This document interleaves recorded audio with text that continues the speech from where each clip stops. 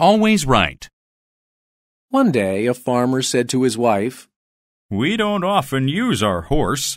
Shall we sell it? What do you want to do? His wife asked. I want to sell it. The farmer said. Then sell it. His wife said. You are always right. Very well, The farmer said. I'll go to the market today and sell our horse. The farmer set off for the market. On the way, he met a man with a cow. It was a very beautiful cow. Does she give good milk? The farmer asked. Very good milk, The man said. I'll give you my horse for your cow. It's a deal, The man said. And he got on the farmer's horse and rode away. The farmer walked along the road to the market with the cow. He soon met another man. This man had a sheep. A sheep is more useful than a cow. The farmer thought. My wife can make me a coat from its wool. I'll give you my cow for your sheep, He said to the man. It's a deal, The man said, and he led the cow away. The farmer walked along the road to the market with the sheep. Soon he met a man with a goose. That's a good fat goose, He thought. We can have goose eggs, and then, one day, we can eat the goose. It's better than a sheep. I'll give you my sheep for your goose, He said to the man. It's a deal, The man said. Soon the farmer got to the market with the goose. There he saw a man with a hen. A hen doesn't eat as much as a goose, He thought. and a hen's eggs are better to eat than a goose's eggs. I'll give you my goose for your hen, He said to the man. It's a deal, The man said. The farmer was now very tired. He sat down with the hen by his side. A man came out of the market. He was carrying a sack. What's in your sack? The farmer asked him. Only some rotten apples. The man said. The farmer thought about this. We don't have any apples at home, He thought. I'll give you my hen for your apples. He said to the man. It's a deal. The man said, and he took the hen and walked away. A friend of the farmer came up to him. Are you crazy? He asked. What will your wife say when she sees the rotten apples? She'll kiss me and tell me how clever I am, The farmer said. I'll bet you a bar of gold that she doesn't. The friend said. I'll bet you everything I have that my wife will think I am clever. The farmer said. He went back to his farm and his friend came too. His wife was waiting at the door for him. Hello, my dear, The farmer said. I gave a man our horse for his cow. That was very clever of you. The wife said. You always do the right thing. Then I gave another man the cow for his sheep. The farmer said. Oh, that was a very good thing to do. His wife said. What a clever man you are. Then I gave another man the sheep for his goose. Oh, I love eating goose eggs. His wife said. That was the right thing to do. But I then gave a man the goose for his hen. The farmer said. A hen's eggs are much better than a goose's eggs. His wife said. That was the right thing to do. But then I gave a man the hen for a sack of rotten apples. The farmer said. Oh, I am so glad. His wife said. I went to our neighbor to borrow some herbs. I have nothing to give you for them, I said to her. I don't even have any rotten apples. The farmer's wife put her arms around her husband and kissed him. Now I can give her some rotten apples, She said. His friend was very surprised. You have won the bet. He said. Here is the bar of gold. You are the luckiest man in the world. You have a wife who always agrees with you.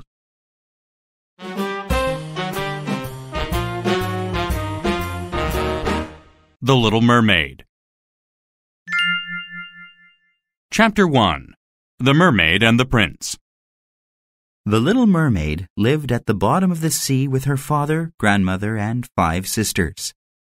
These mermaids were half human and half fish. They did not have legs or feet. They had tails. The little mermaid was the youngest. She was 10 years old. She was not like her sisters. They were happy living in the sea. The little mermaid was not happy.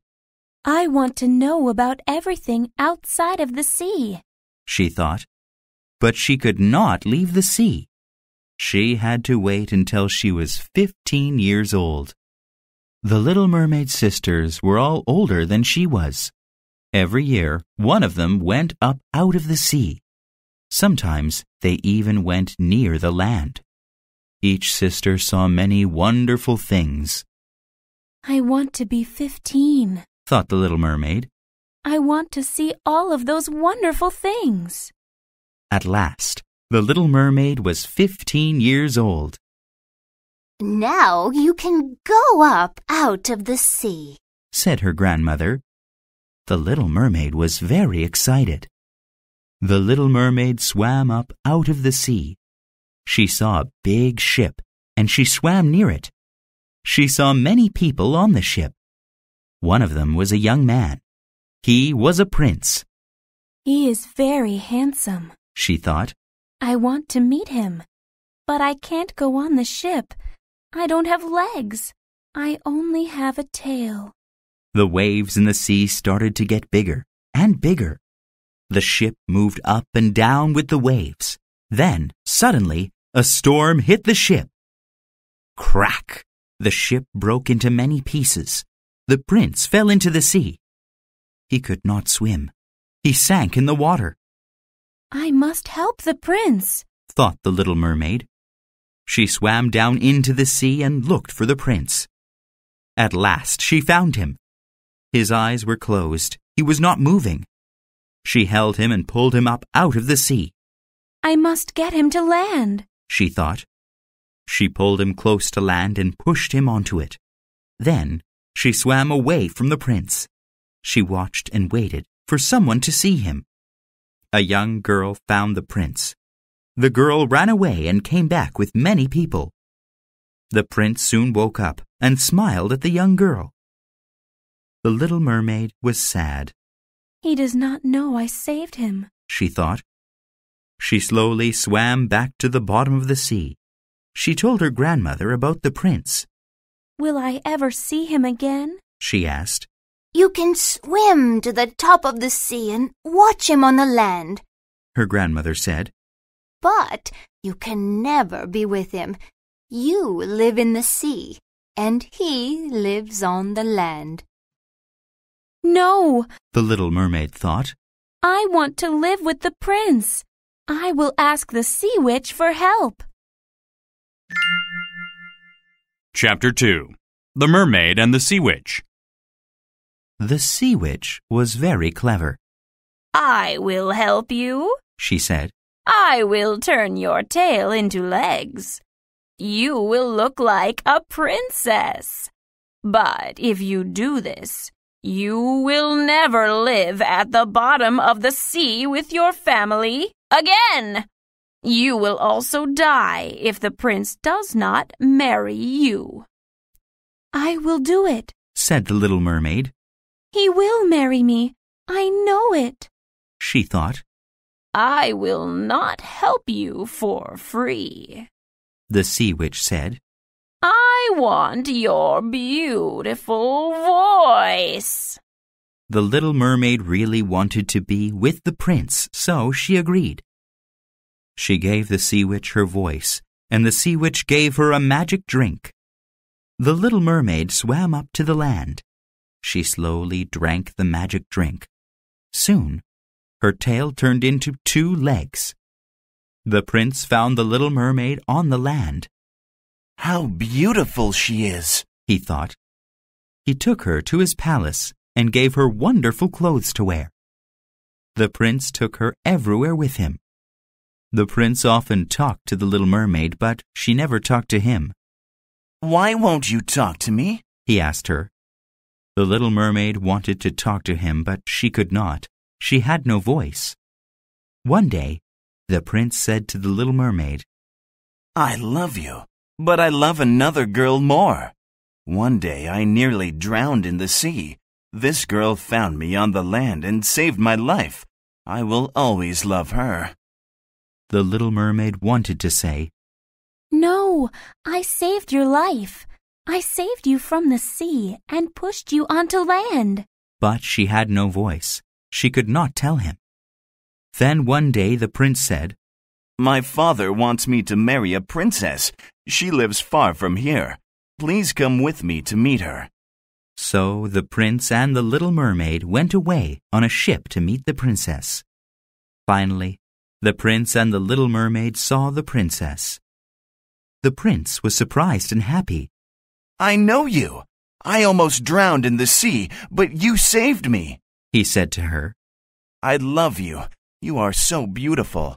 I want to marry you." The little mermaid was very sad.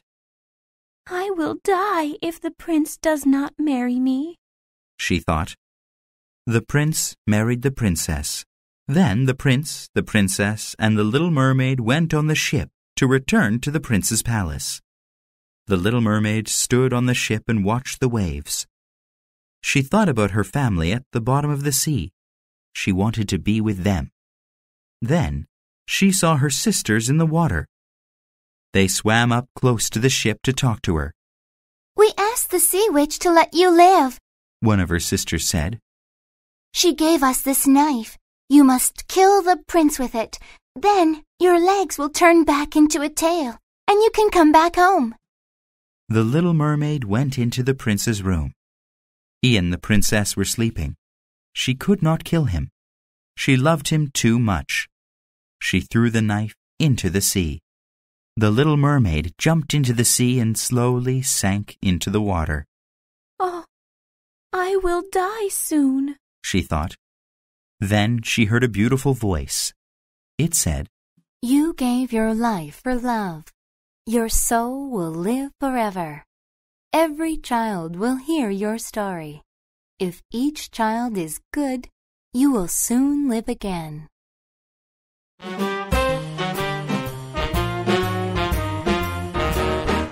Thumbelina. Chapter 1. Thumbelina in a Flower. Once there was a woman. She wanted a child. She asked a witch for help. "Take this seed and plant it," said the witch. "Something special will grow." The woman paid the witch and took the seed home. She planted it. It grew into a flower. The woman kissed the closed flower petals and the flower popped open. A tiny girl was inside. She was as big as a thumb. The woman called her Thumbelina. Thumbelina was very pretty. She had a sweet voice. She slept in a walnut shell. Her mattress was made from flower petals. One hot night, a lady toad jumped through an open window. She landed next to the sleeping Thumbelina. "This girl will marry my son," the toad said. She picked her up in the walnut bed and jumped away. The toad took Thumbelina to her mud home. The home was near a stream. The toad's son was happy. They put Thumbelina on a leaf and put her in the stream. The next morning, Thumbelina woke up. She was surrounded by water. The toads made a new room with mud. They swam to Thumbelina. "My son will be your husband," said the mother toad. "You will live in a mud room with him." They pulled Thumbelina down the stream. She cried. Chapter 2. A Long Trip. All of the animals liked Thumbelina. The fish saw Thumbelina and liked her too. They pulled her leaf away from the toads. The toads could not catch her. They went away. A butterfly then landed on her leaf. Thumbelina tied her belt to the butterfly. The butterfly carried her in the air. The butterfly rested. Suddenly, a beetle took Thumbelina up to a large tree leaf. He fed her honey from the tree flowers. The beetle thought she was pretty. Thumbelina was sad to leave the butterfly. It flew away. Other beetles saw Thumbelina. They didn't think she was so pretty. They carried her down to a flower petal and left her there. She cried again. Thumbelina had plenty of food. She ate honey from the flowers. She used tree leaves to make a tent. She lived there all summer. She was alone, but happy. Winter came, and the birds flew away. The leaves and flowers died. Thumbelina had no protection from the cold. She became very hungry. She didn't want to die. Thumbelina saw a large field of grain. A lady mouse lived under the field. She had stored grain in her warm home. Thumbelina knocked on the door and asked the mouse for some food. The mouse felt sorry for Thumbelina. "Have dinner with me," said the mouse. "Stay here all winter, but you must clean my room and tell me many stories." Thumbelina agreed. Chapter 3. Marriage. A neighbor came to visit one day. The neighbor was a mole. The mole lived underground and was very rich. The mouse wanted Thumbelina to marry the mole. "Be nice to our neighbor," the mouse told her. "He can't see well, but he has a nice house. Tell him your best stories. Then you can marry him." Thumbelina did not want to marry the mole, but she was nice to him. The mole did not like the sun and the flowers because he spent his time underground. He did like Thumbelina's beautiful voice. He soon fell in love with her. The mole dug a tunnel from his home to the mouse's home. Every day he invited the mouse and Thumbelina for lunch. The tunnel was very dark, but the mole made a hole with his long nose. The sun could shine from above. Thumbelina and the mouse could see in the tunnel. The mole gave them a small torch. In the middle of the tunnel, there was a dead bird. This made Thumbelina very sad because she loved birds and their music. The mole said, "The birds stay late in the winter and they freeze to death." "You're right," the mouse said. Thumbelina sometimes kissed the bird. She made a blanket of hay. She covered the bird with the blanket. Thumbelina heard its heart beating. It was still alive, but very weak. She warmed the bird with the torch and gave it grains. Thumbelina said, "Rest and get your strength back." Spring came, and Thumbelina took care of the bird. She did not tell the mole and the mouse. They did not like the bird. When the sun warmed the earth, the little hole above the bird grew larger. The bird was ready to leave. "Thank you," said the bird. "I will fly to the warmer places. Ride on my back and I will take you." Thumbelina was sad, but said, "I can't. The mouse wants me to marry the mole." The bird was sad. He said, "Then, goodbye, Thumbelina. I will miss you." Thumbelina cried every day. She didn't want to marry the mole. "You are very lucky," said the mouse.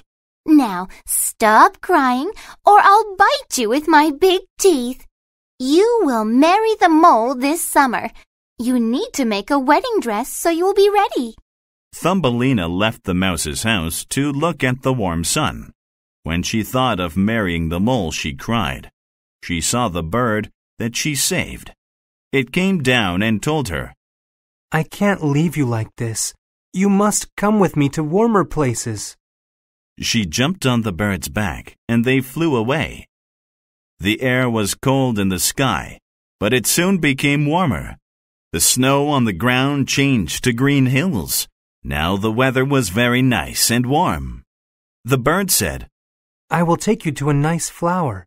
There is a small person like you living in every flower.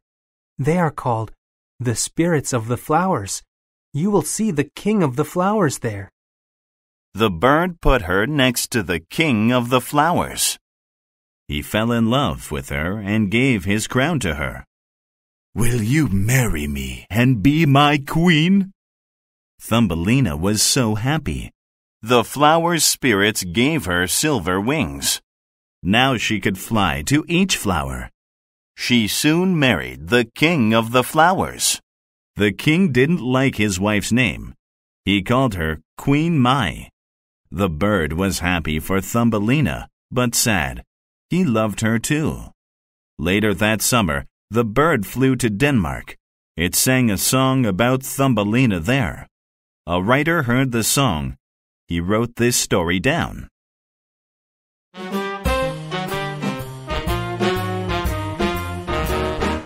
The Emperor's New Clothes. Chapter 1. Making Magic Clothes. There was once an emperor who loved clothes. Every day he bought new clothes. He spent lots of money on clothes. Many people knew this. One day, a man said to his friend, "We can make some money." How? His friend asked. "We can make magic clothes." But we don't know how to make magic clothes. His friend said, "I know, but no one knows that. The emperor doesn't know that. Here is my plan." The man told his friend his plan. Your plan may work, his friend said. Let's try. The two men went to the emperor's palace. We want to see the emperor, they said to the guard. We can make him some magic clothes. The guard went to the emperor. There are two men here, he said. They say they can make magic clothes. Bring them to me, the emperor said. The two men went to the emperor's room. He was putting on some new clothes. "We can make better clothes than those," one of the men said. "In fact, our clothes are so wonderful that stupid people cannot even see them." That can't be true, the emperor said. "It is true," the man said. "Stupid people cannot see our clothes. Only clever people can see our clothes. Clever people can see how beautiful they are." I want to be able to tell who the stupid and clever people are in my empire, the emperor thought. He told the two men, "Make me some of your clothes. I will give you a lot of money." May we have the money now? One of the men asked. We must buy silk and a loom. Very well, he said. Here is some money. The two men went away. The next day the emperor said to his prime minister, "Two men are making me some magic clothes. Stupid people cannot see them. Go look at the clothes. Then come and tell me about the clothes. Tell me what they look like." The prime minister went to see the two men. The men were sitting at an invisible loom making invisible clothes with invisible silk. The prime minister could not see any clothes. He could not see anything on the loom.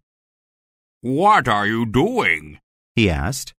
We're making magic clothes with magic silk, the two men said.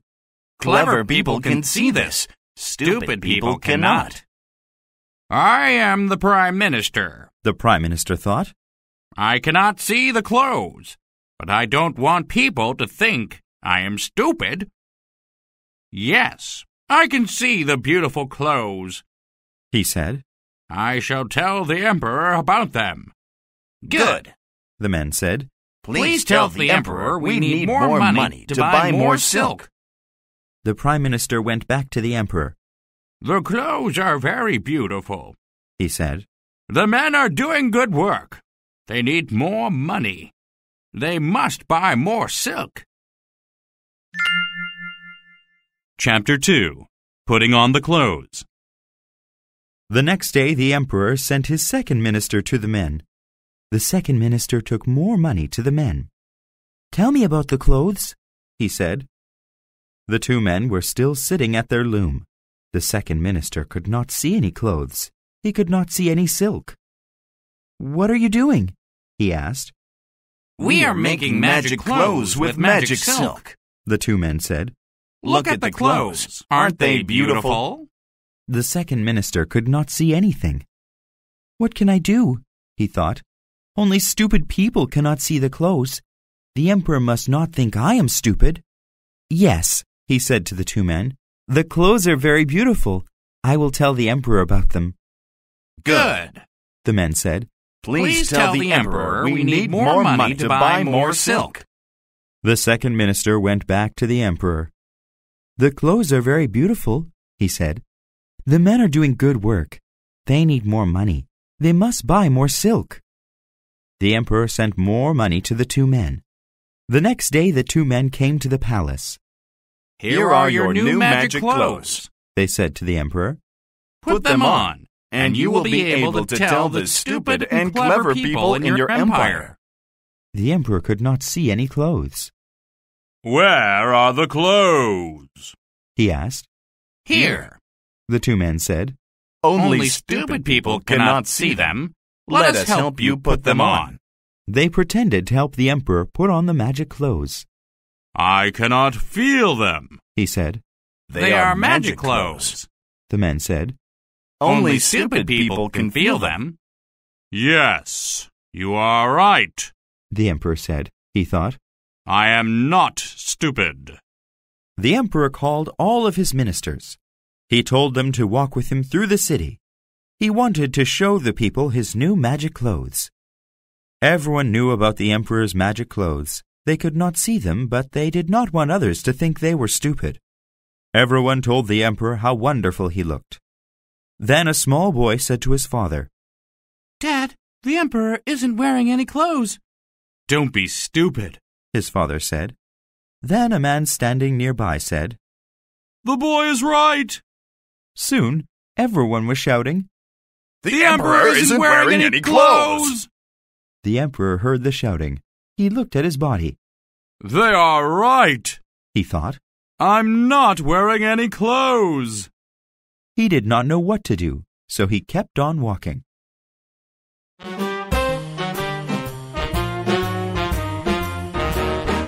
Playlet. Always right. We don't need this horse. I'll take it to market. That's the right thing to do, dear. I like your cow. I'll give you my horse for your cow. It's a deal. Take my cow. I like your sheep. I'll give you my cow for your sheep. It's a deal. Take my sheep. I like your goose. I'll give you my sheep for your goose. It's a deal. Take my goose. I like your hen. I'll give you my goose for your hen. It's a deal. Take my hen. We don't have any apples at home. I'll give you my hen for that sack of rotten apples. It's a deal. Take my sack of rotten apples. What do you have there? It's a sack of rotten apples. I gave a man a hen for it. Are you crazy? Your wife will be very angry with you. No, she won't. She'll be pleased. I bet you this bar of gold that she won't be pleased. I'll bet you everything I have that she will. Hello, dear. I gave my horse to a man for a cow. That was the right thing to do. I gave the cow to a man for a sheep. That was the right thing to do. I gave the sheep to a man for a goose. That was the right thing to do. I gave the goose to a man for a hen. That was the right thing to do. I gave the hen to a man for a bag of rotten apples. That was the right thing to do. You are a clever man. You win our bet, but I don't understand your wife. The Emperor's new magic clothes. The Emperor loves new clothes. I know. He spends a lot of money on clothes. He's not very clever. Perhaps we can make a fool of him. How can we do that? We can pretend to make him some magic clothes. That's a good idea. We'll go to the palace now. Stop! What do you want? We want to see the Emperor. Why do you want to see him? We make clothes. We want to make magic clothes for the Emperor. Wait here. Come in. What is it? Sir, there are 2 men at the gate. They want to make magic clothes for you. Very good. Send them to me.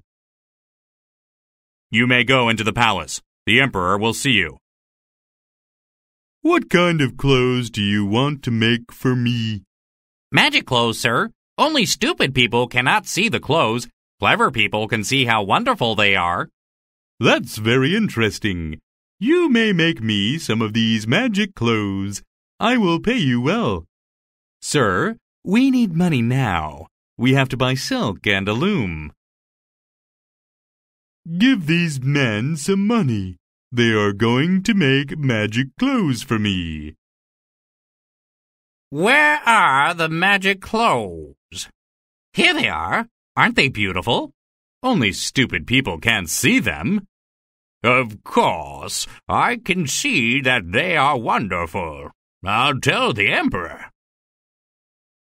Sir, the clothes are beautiful. Do you really like them? They are very beautiful. Only stupid people cannot see how beautiful they are. Ah, here come the men now. Can you see how beautiful the magic clothes are? Of course I can. I'm not stupid. Let us help you put on the magic clothes, sir. Look at the emperor, Daddy. He's not wearing any clothes. Ha ha!